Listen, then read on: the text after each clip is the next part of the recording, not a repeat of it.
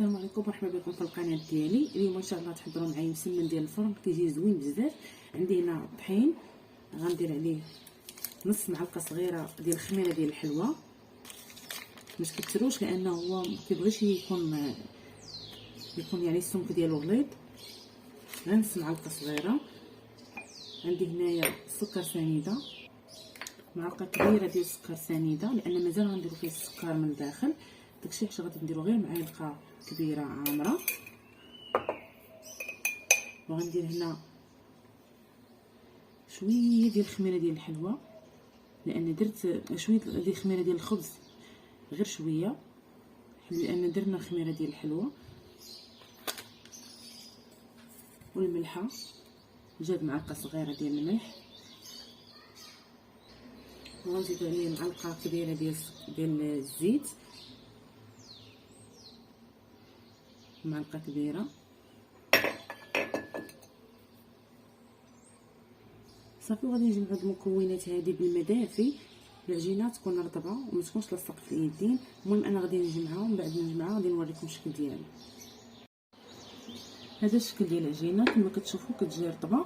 دابا غادي ناخذ الزيت، غندهن هذا الشكل هذا وندير هاد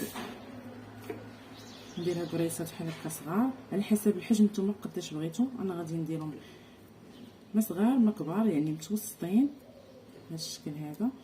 وغادي نخليهم حتى كيرطابوا شويه باش كيعاونونا ملي كنبغيو نبسطوهم كيعاونونا. بعد ما درتهم بهذا الشكل هذا غادي ندير من فوقهم الزيت. ضروري دهنوا فوقهم الزيت باش ما كيديروش ديك القشره. وصافي غادي نغطيهم ببلاستيك او السلوفان واحد 10 دقائق، عاد غادي نخدموا بهم. هنا ذوبت شويه ديال الزبده، غير شويه لان ما خرجتهاش قبل الثلاجه. نتوما خرجوها قبل بلا ما ديروها في البوطه باش تكون رطبه. عندي هنا سكر سنيده وهنا الزيت.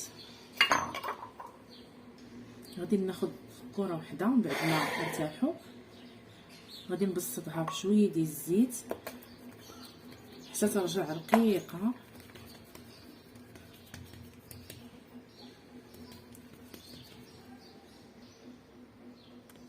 هنا من بعد ما بسطتها غادي ناخذ الزبده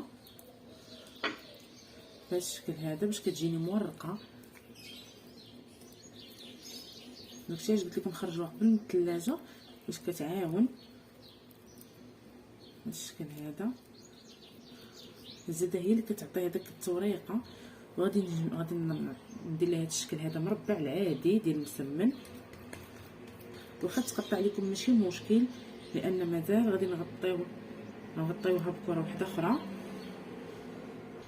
هنا درنا على شكل، بعد ما درنا على شكل طولي غنديروا السكر سنيده، نديروه من الفوق بهذا الشكل هذا وعاد نطويوها.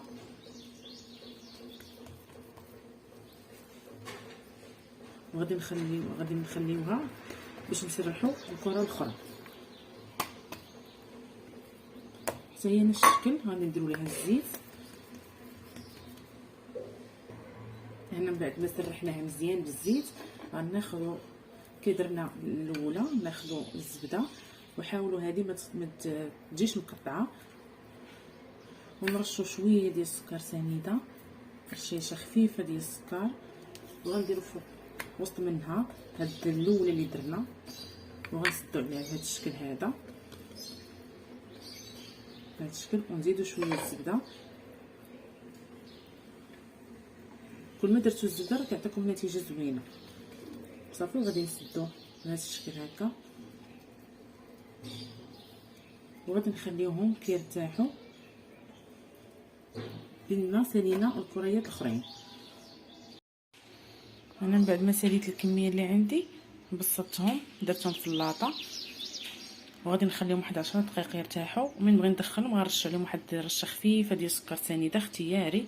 ما بغيتوش السكر سنيده غادي ديروا الصفر ديال البيضه ودهنوه مع شويه ديال الخل وغتدخلوهم للفران. انا غندير سكر سنيده من بعد ما يرتاحوا واحد 10 دقائق وان شاء الله من بعد ما نخرجهم غادي نوريكم الشكل النهائي ديالهم.